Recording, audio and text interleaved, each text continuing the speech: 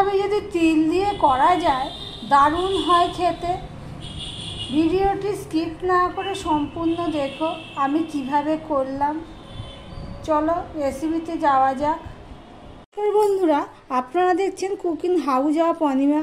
আজকে থাম্বনেলের ছবি দেখে তো বুঝতেই পারছো কি রেসিপি শেয়ার করব। হ্যাঁ, এটা হলো মিষ্টি আমড়া। সেই মিষ্টি আমড়া রেসিপি তোমাদের সাথে আমি শেয়ার করছি। ভিডিওটি সম্পূর্ণ দেখার অনুরোধ রইল। আজকে আমি এই মিষ্টি আমড়া করব তিল দিয়ে, অর্থাৎ আমি তিল দিয়ে মিষ্টি কুমড়ো করব। তার জন্য আমি এখানে একটা শুকনো লঙ্কা ফোড়নে দিয়ে দিলাম। শুকনো লঙ্কাটা ফোড়ন অর্ধেকটা প্রায় হয়ে এসছে।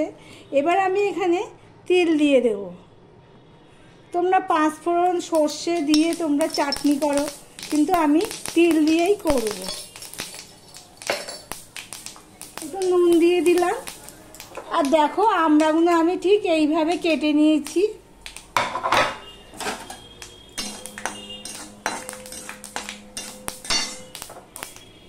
খুব দারুণ টেস্ট হয়। আমার মা করতো তিল দিয়ে চাটনি।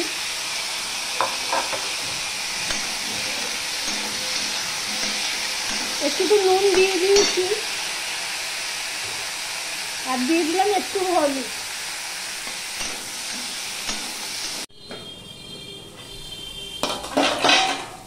দেখো তিল দিয়ে এটা আমি একটু নুন হলুদ দিয়ে এটা আমি কড়াইতে ভেজে নিয়েছি বা কষিয়ে নিয়েছি, যাই বলো না কেন।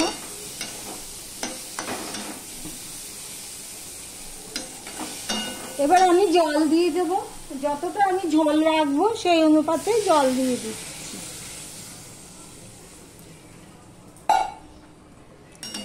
এই তিলের কামড় পড়লে খুব ভালো লাগে চাটনির সাথে।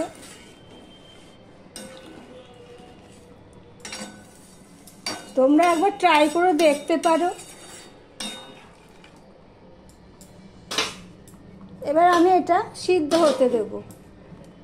এটি মিষ্টি আমড়াগুলো খুবই কচি ছিল, সিদ্ধ হতে বেশি সময় নেয়নি, সিদ্ধ হয়ে গেছে। এবার এর মধ্যে আমি চিনি দিয়ে দিলাম স্বাদ অনুযায়ী।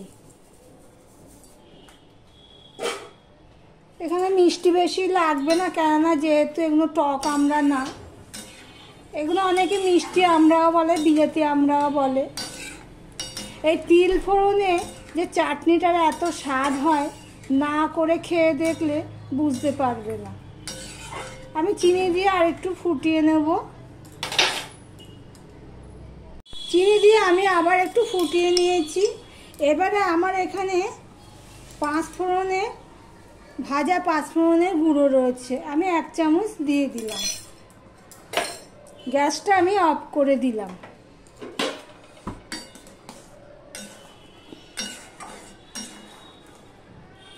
দেখো চাটনির কালারটাও দেখো।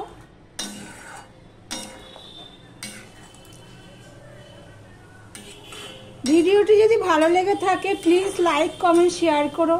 আর যারা ভিডিওটি এখনো দেখছো সাবস্ক্রাইব করনি তাদেরকে অনুরোধ করব প্লিজ ছোট চ্যানেল সাবস্ক্রাইব করার জন্য। আজকের মতন টাটা।